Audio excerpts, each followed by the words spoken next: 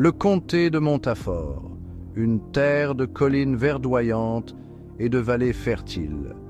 Son peuple, connu pour son courage et sa chevalerie. Il vivait dans une terre bénie par la Dame du Lac. Pendant des générations, ils ont prospéré. Ils ont construit de puissants châteaux et de grandes cités.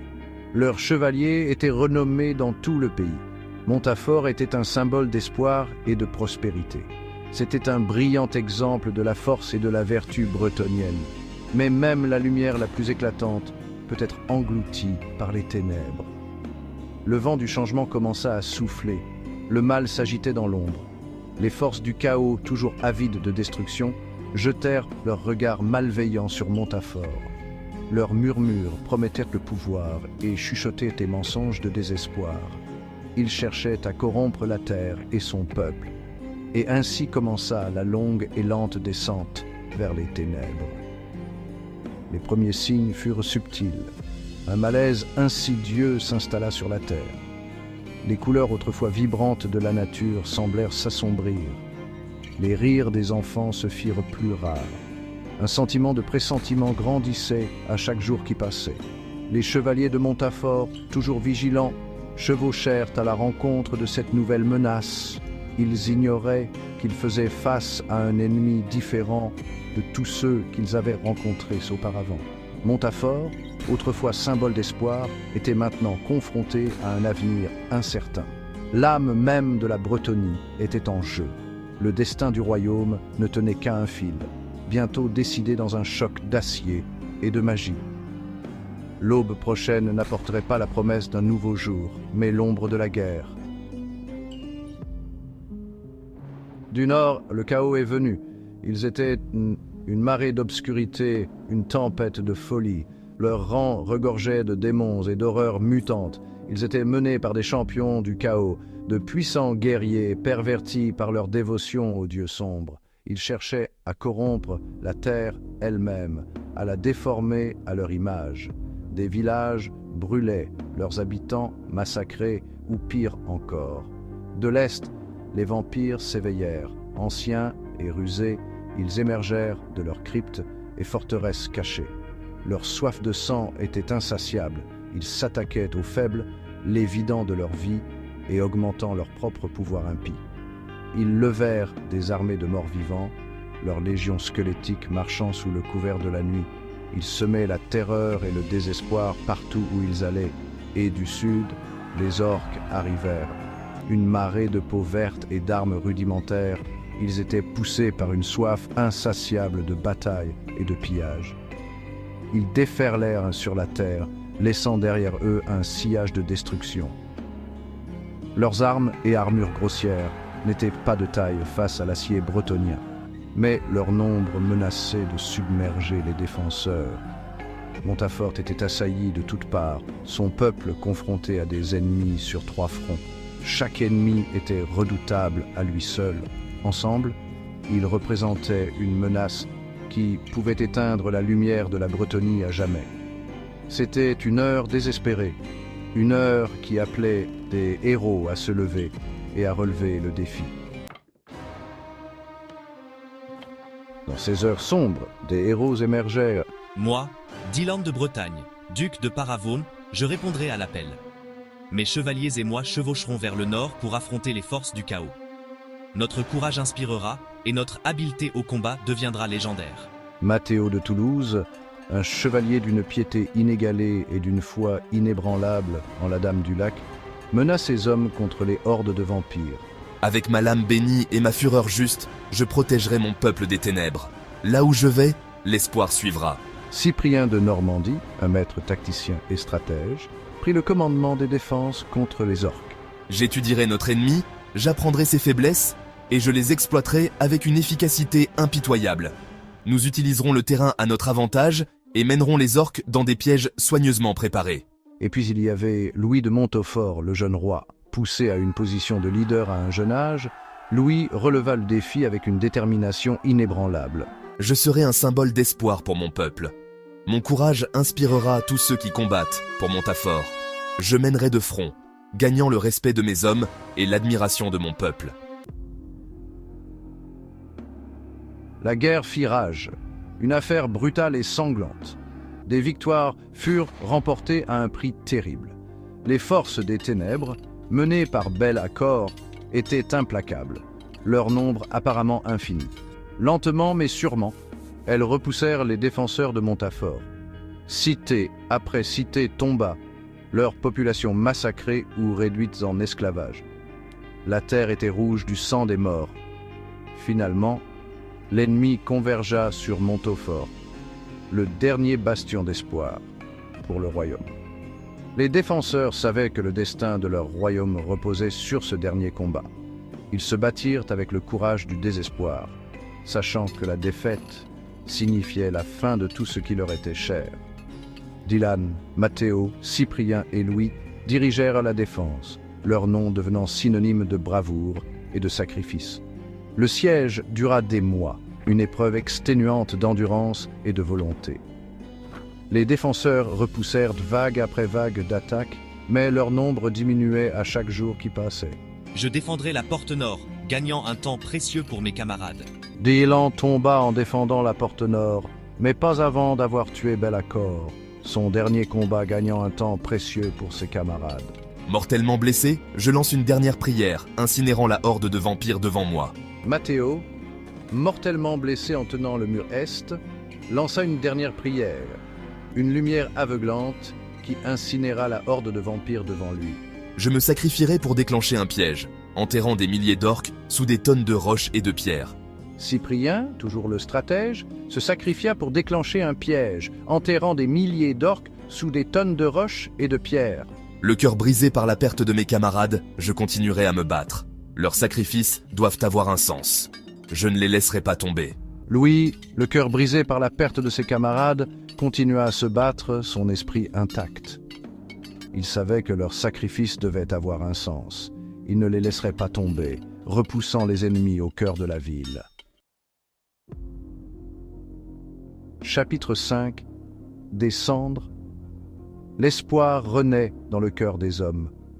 Au moment où tout espoir semblait perdu, un miracle se produisit. Des profondeurs de la forêt d'Ardennes, une force de chevaliers bretoniens arriva. Menés par la fée enchanteresse elle-même, ils foncèrent dans les rangs ennemis avec la fureur d'un ouragan. Le cours de la bataille changea. Inspirés par l'arrivée opportune de leurs frères, les défenseurs de Lyonesse combattirent avec une vigueur renouvelée. Ils repoussèrent les forces des ténèbres, pouce par pouce sanglant. Le siège fut levé. Contre toute attente, Lyonesse avait résisté. La victoire à Lyonesse eut un prix élevé. 3 des plus grands héros de Montafort étaient morts. Mais leur sacrifice n'avait pas été vain. Ils avaient gagné un temps précieux pour leur peuple. Ils avaient montré que même dans les heures les plus sombres, l'espoir pouvait encore vaciller. Leur bravoure avait allumé une étincelle de défiance dans le cœur du peuple bretonien. La guerre était loin d'être terminée, mais la victoire à Lyonesse marqua un tournant. C'était un symbole que même contre des obstacles insurmontables, le courage et la détermination pouvaient un peu prévaloir. Le peuple de Montafort avait beaucoup perdu, mais il n'avait pas perdu son esprit. Il reconstruirait, il honorerait le sacrifice de ses héros tombés en reprenant son royaume. La lutte pour Montafort était loin d'être terminée, mais un nouveau chapitre avait commencé. Chapitre 7. La route pour reconquérir un royaume. Premier pas sur le chemin. La route à parcourir était longue et semée d'embûches. Les forces du chaos, bien que repoussées, rôdaient encore au nord, leur puissance grandissant à chaque jour qui passait. Les vampires, affaiblis, mais non détruits, complotaient leur vengeance depuis leurs repères cachés. Les orques, leur nombre diminué mais loin d'être brisé, restaient une menace constante. La nouvelle génération de héros, déterminée à honorer l'héritage de leurs parents, savait qu'elle ne pouvait pas se reposer sur ses lauriers. Il fallait agir, frapper l'ennemi avant qu'il ne puisse se regrouper et reprendre des forces. Il fallait reconquérir, pas à pas sanglant, la terre qui leur avait été volée. Leur première cible était la ville portuaire de Bordelot, un lieu stratégique tenu par les orques. Antoinette, avec Alan à ses côtés, rallia le peuple de Lyonesse. Elle leur rappela leur héritage, le courage qui avait permis à leurs ancêtres de prospérer pendant des générations. Elle les appela à prendre les armes une fois de plus, à se battre pour leur avenir, pour leurs enfants, pour Montafort. Elara, s'inspirant du génie tactique de son père, conçut un plan aussi rusé qu'audacieux. Elle utiliserait la sauvagerie même des orques contre eux, les attirant dans un piège qui paralyserait leurs forces et ouvrirait la voie à la libération de Bordelot. Chapitre 8. Murmure d'une prophétie, écho d'une ère révolue. Alors que les jeunes héros se préparaient pour leur campagne, des murmures commencèrent à circuler. D'anciennes prophéties longtemps oubliées refirent surface. Elles parlèrent d'une époque de grands bouleversements, une époque où les ténèbres menaceraient d'engloutir la terre. Mais elles parlaient aussi d'espoir. Elles parlaient d'une nouvelle génération née des cendres de la destruction qui se lèverait pour relever le défi. Ces prophéties parlaient de 4 héros, chacun marqué par le destin, qui mènerait le combat contre les ténèbres envahissantes. Elles parlaient d'un guerrier d'une habileté sans pareille, d'un prêtre guerrier d'une foi inébranlable, d'un stratège d'une ruse inégalée et d'un souverain qui unirait le peuple et le mènerait à la victoire. Beaucoup rejetèrent ces prophéties comme de simples superstitions, les divagations de vieillards s'accrochant à un passé révolu. Mais d'autres les voyaient comme un signe, une lueur d'espoir dans une période de désespoir. Ils croyaient qu'Alan, Nicolo, Elara et Antoinette étaient les élus destinés à accomplir la prophétie et à inaugurer une nouvelle ère de paix et de prospérité pour Montafort. Les héros eux-mêmes traitèrent les prophéties avec un mélange de scepticisme et d'espoir prudent. Ils savaient que leur destin était de se battre pour leur royaume, d'honorer les sacrifices de leurs parents. Qu'ils accomplissent une ancienne prophétie ou qu'ils fassent simplement ce qu'ils croyaient juste, cela importait peu pour eux. Le sort de Montafort reposait sur leurs épaules et ils ne faibliraient pas. Chapitre 9. Une nouvelle aube pour Montafort vers un avenir meilleur. L'histoire de la renaissance de Montafort. La renaissance de Montafort ne fait que commencer. Le voyage à parcourir est long et périlleux. Les forces des ténèbres sont encore fortes et les cicatrices de la guerre sont profondes. Mais avec le courage de leurs convictions, la force de leur unité et les conseils de leurs héros tombés, la nouvelle génération de Montafort pourrait bien l'emporter.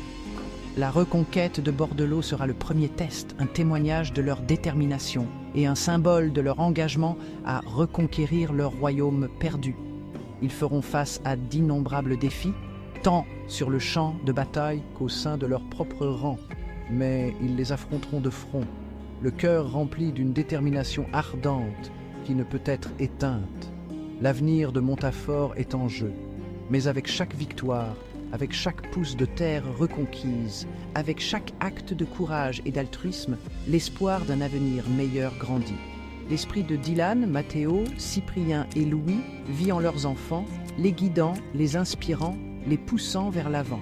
La renaissance de Montafort n'est pas seulement une histoire de guerre et de conquête, c'est une histoire d'espoir et de résilience, du pouvoir durable de l'esprit humain à surmonter même les périodes les plus sombres. C'est une histoire qui sera écrite dans le sang et le sacrifice, mais aussi dans le courage, la compassion et les liens indéfectibles de la famille et de la camaraderie. La lutte pour Montafort ne fait que commencer, mais l'aube d'une nouvelle ère se lève.